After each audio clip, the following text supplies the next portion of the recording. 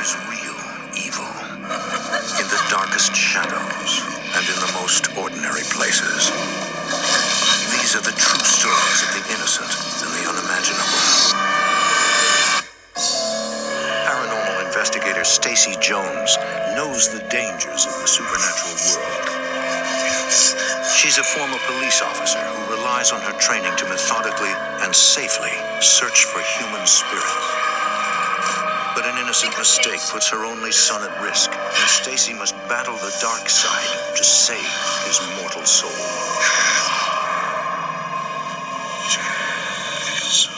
Between the world we see and the things we fear, there are doors.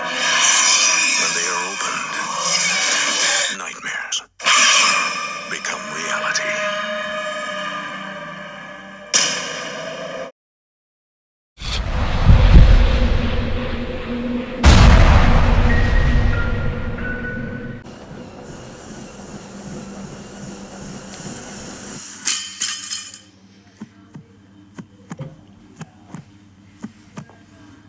For the purpose of this story, I'll refer to myself as Nolan.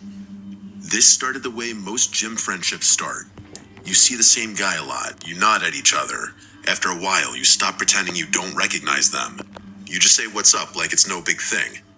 I was going to my gym almost every day after work, same time, same routine. It was the only part of my day that felt predictable. One of the regulars was a guy named Josh. He had that look like he wanted people to see him as a serious lifter. Always in some kind of fitted shirt, always a shaker bottle, always walking around with that big duffel bag. He was there so often it felt like he lived there. At first it was just small stuff, like a head nod when we passed the dumbbells. Pretty normal. You see the same faces long enough and it starts to feel rude not to acknowledge them. Josh seemed friendly enough. He would smile and do that quick chin-up thing like we were already friends even though we really weren't. One day, I was about to do bench, and he was already on the bench in the next rack over. He looked over and asked if I could spot him. That's when it actually became something. I said sure. I stood behind the bench while he unracked the bar. He was strong, I'll give him that. He did a few reps, and he struggled on the last one, so I helped guide it back. He sat up, and then he started talking like he had been waiting for this moment. He asked me how long I'd been lifting, what my split was, some basic gym talk. I told him, and he told me his. He talked fast, and I could tell he was high energy. He asked where I was from, what I do for work, and if I lived close. I kept it basic. I didn't give him my address or anything, just the general area. He said he lived not far from me, and he laughed like that was proof we were meant to be friends. Before I went back to my set, he asked if I had Instagram. He held out his phone pretty casually, so I just followed him back. It didn't seem like a big deal. People exchange socials all the time now. It's like the modern version of swapping numbers. For the next couple of weeks, it was the same routine, but slightly different. If Josh was there, he would come over and say what's up. He'd ask what I was training. He'd comment on something I did, like he was coaching me, even though I didn't ask. It wasn't offensive, just a little much. I figured he was just one of those guys who treated the gym like a community center. He would DM me gym memes sometimes. Dumb stuff. Videos of guys, family lifts, or edits of bodybuilders with dramatic music.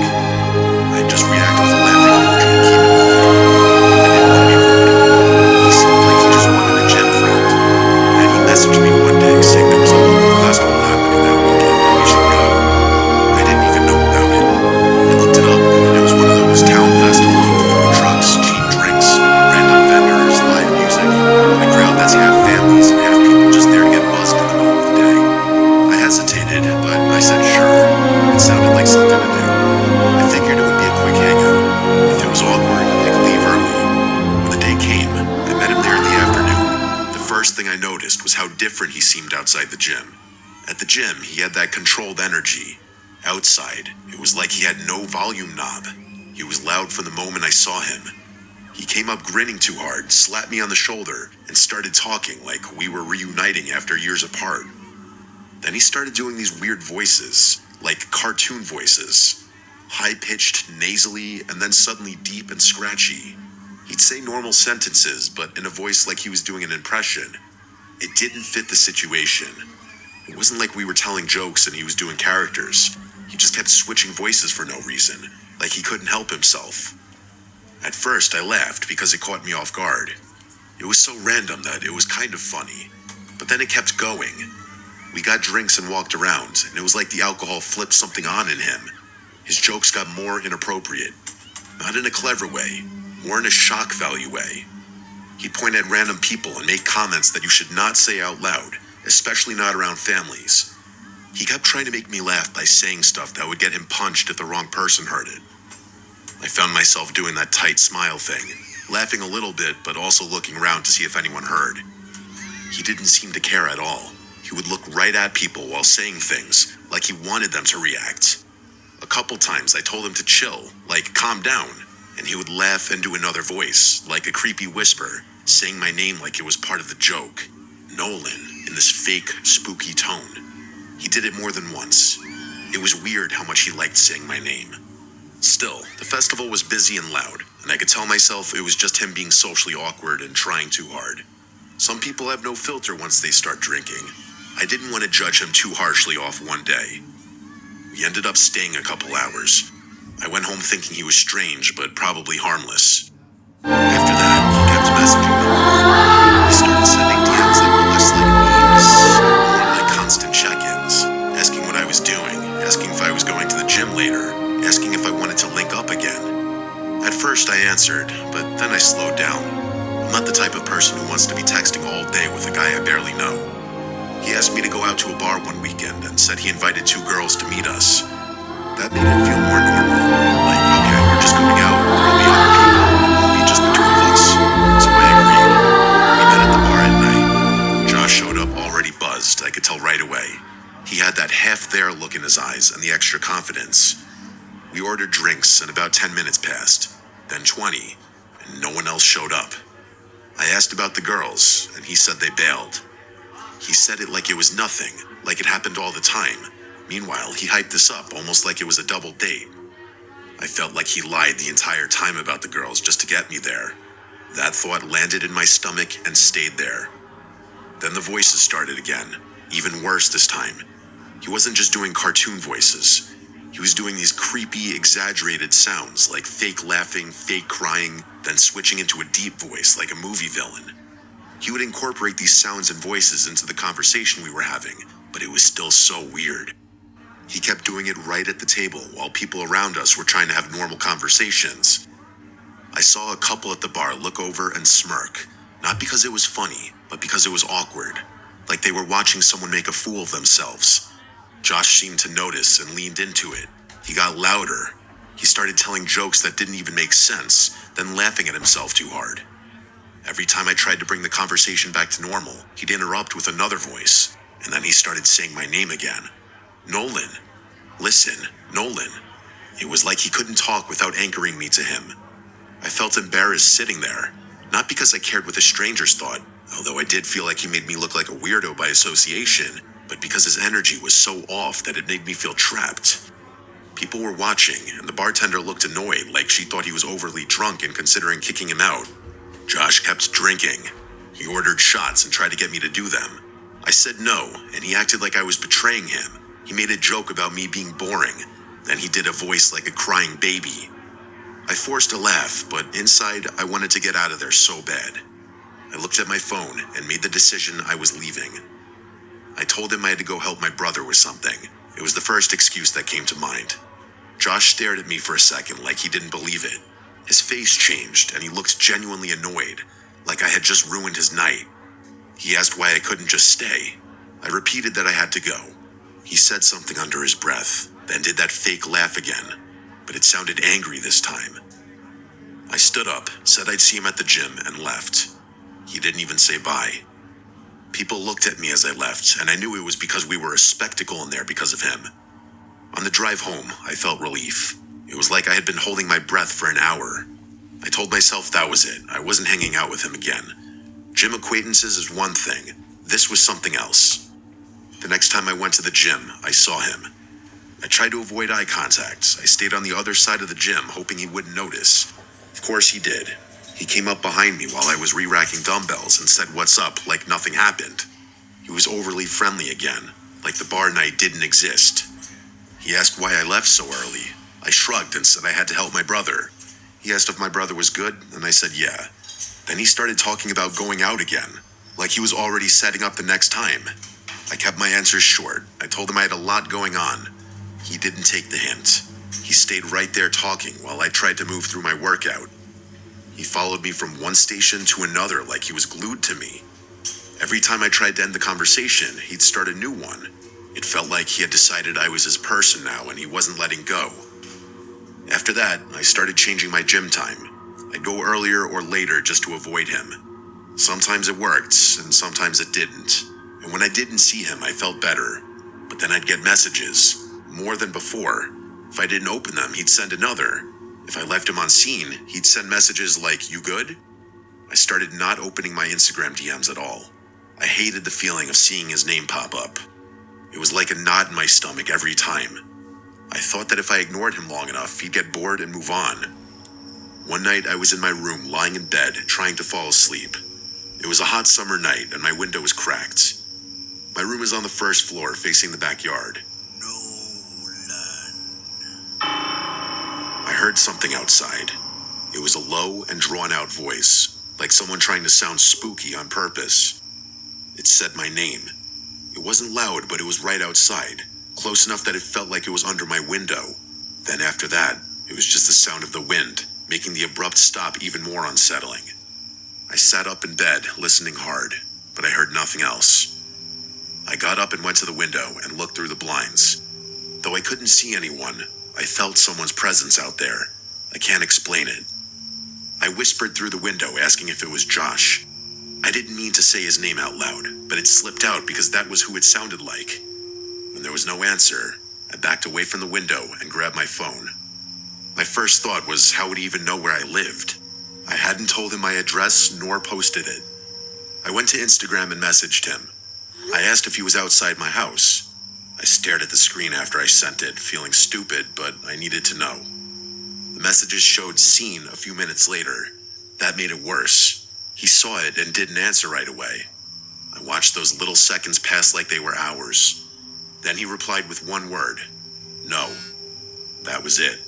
Incredibly fishy why he wouldn't respond something more, at the very least questioning why I asked that.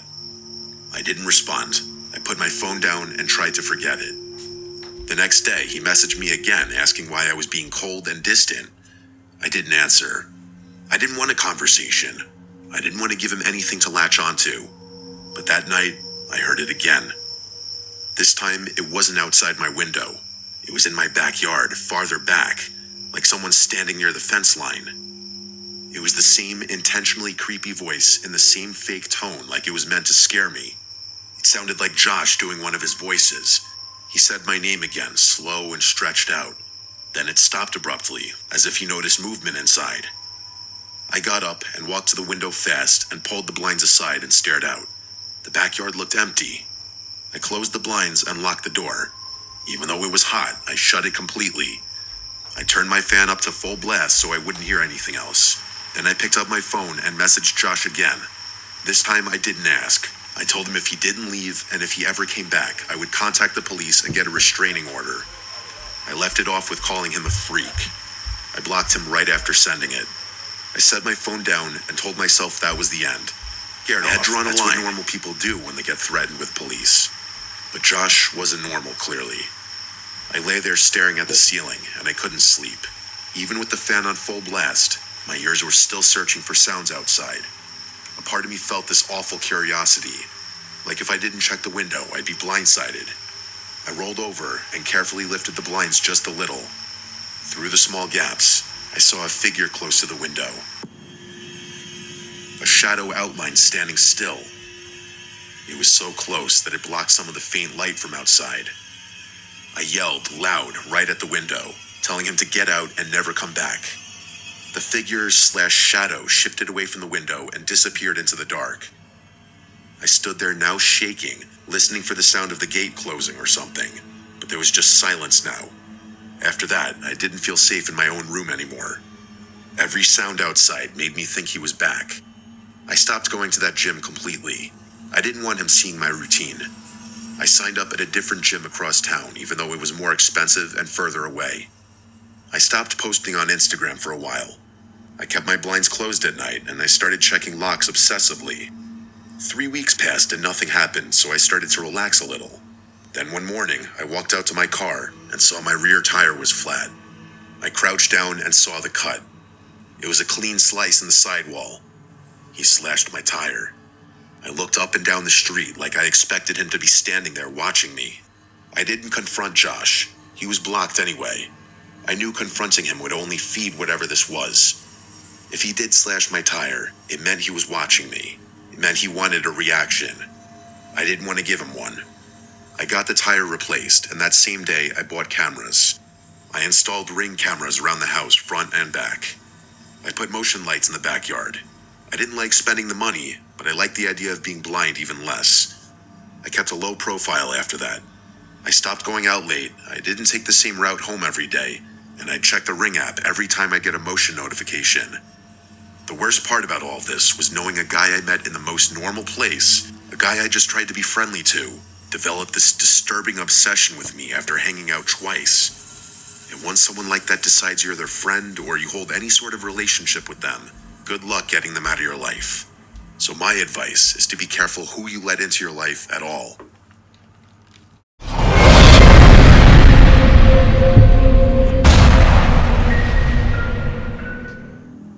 I'm Lewis. I'm 22 years old, and I live in a small town in Kansas. It's a safe town. I've lived here for almost 14 years. I work at a Mexican restaurant, and I've been doing that for 4 years. It's not a bad job. I go to the gym every day with my friend Colton. He's 19. He's your typical redneck kind of guy, but he's chill and a good friend. This happened last summer. Colton had been dating a cheerleader from high school named Addie. She was 17. They met on a dating app and dated for about 4 months. Their relationship was toxic, to say the small things constantly. She didn't even like him going to the gym with me. She wanted him with her all the time. Eventually, Colton found out she had cheated on him with multiple guys. That was the final straw. He broke up with her. She didn't take it well. One Tuesday night, Colton and I were at the gym like usual. We normally go around 7 p.m. because he gets off work at 6. We were drinking our pre-workout and starting our session when the gym door opened and a girl walked in. She was wearing a red hoodie and blue leggings. Right away, something was off. She just stood there for a second staring at us instead of looking around the gym, moving, or looking at her phone. Then she walked towards the women's locker room, but kept looking back at us as she walked. Colton didn't really think much of it, but I did. A few minutes later, we heard noises coming from the women's locker room. It sounded like crying mixed with whispering. It was loud enough that we could hear it through our headphones. It wasn't normal crying. It sounded unstable, like someone talking to themselves while breaking down. We tried to ignore it and kept working out. About 10 minutes later, she came out of the locker room wearing the exact same clothes. That's when it got stranger, because if you go into the locker room, you're usually changing to work out. But she didn't. She just walked out and started moving around the gym without actually using any equipment. She kept drifting closer to us, like too close, hovering near whatever machine we were on, watching us, not even really working out. I told Colton I was getting uncomfortable. We moved to another machine. A few minutes later, she was gone. But we didn't see her leave. We just realized she wasn't there anymore. We finished our workout around 8:40 p.m. and went outside to talk for a bit. I noticed a car sitting in the parking lot with its lights on. That felt weird because only 4 other people were there, and they had come together in one truck. But we brushed it off. About 10 minutes after I got home, Colton texted me asking if I remembered that girl from the gym. I said yeah. He asked what if it was Addie. That idea made my stomach drop. He said she had been acting crazy since the breakup and really wanted him back. I told him there was no way. It was probably just some random girl. Eventually, we both convinced ourselves it wasn't her and went to bed. Around 11:30 p.m., I heard knocking on my brother's window. I went to look outside, but didn't see anyone. A few minutes later, there was knocking on my window. Again, no one was there. Then I heard aggressive knocking at the front door. The doorknob started shaking violently. Not someone checking if it was unlocked, someone trying to get in. Then I heard a girl laughing. Not normal, playful laughter, it was hysterical. Every few seconds, she would start laughing again like she was enjoying herself. I started feeling sick. Then my phone buzzed. A random number texted me saying to leave Colton alone. It said I convinced him to break up with her, and that now I would pay the consequences. I knew immediately it was Addie. Another text came in. It was a picture of a knife in her hand. That's when it became real. She wasn't just angry. She was outside my house with a weapon. I texted my dad, who was thankfully still awake. He called the police immediately. The laughter stopped after a few minutes, but I was too scared to move and check. When the cops arrived, they found her sitting in the grass near the house like she had been waiting. They arrested her on the spot. She admitted everything to the officers. They asked if I wanted to press charges, and I said yes. I called Colton and told him what happened. He was just glad I was okay. The only thing I still don't understand is how she got my address. I never gave it to her. Colton swears he didn't either. That part still bothers me, because if she found it once, she could have found it any time. I'm just glad the police got there when they did.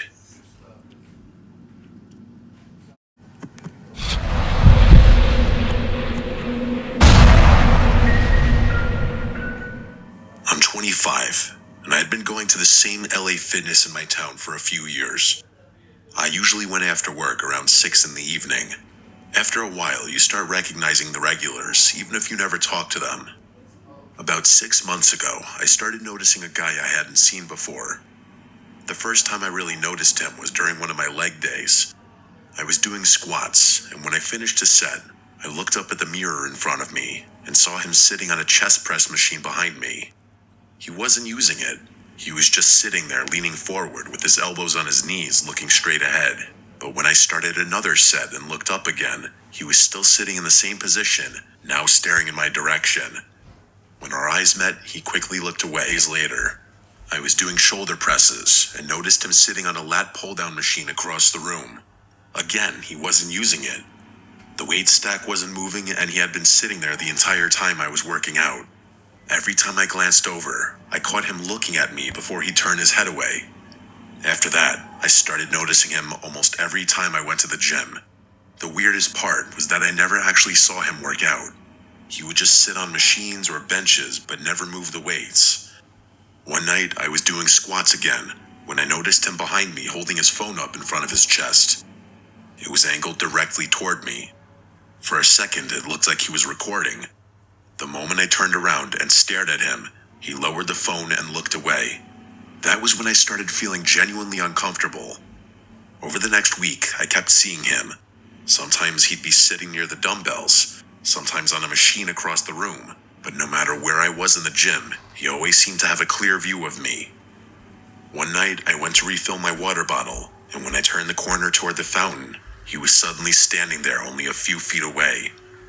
It startled me because I had never seen him that close before. He looked down the moment he realized I noticed him, and he quietly walked past me without saying anything. After that, I decided to change my routine. Instead of going around 6 like I usually did, I started going around 9 at night. The gym is a lot quieter then, and I figured if he had a normal schedule, he probably wouldn't be there. The first night I tried it, I walked in and scanned the room right away. He wasn't there. The same thing happened the next few nights. I thought maybe I had solved the problem. Then one weekend, my friends and I went out to a bar downtown.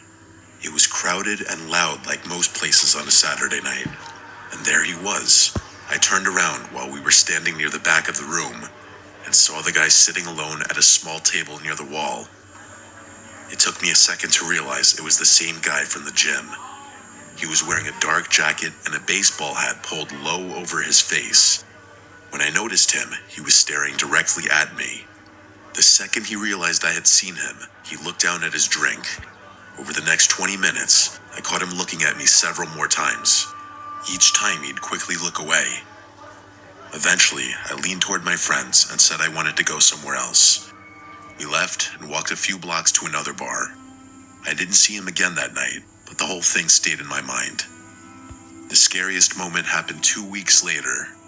There's a nature preserve near my house with a long trail I sometimes run during the day.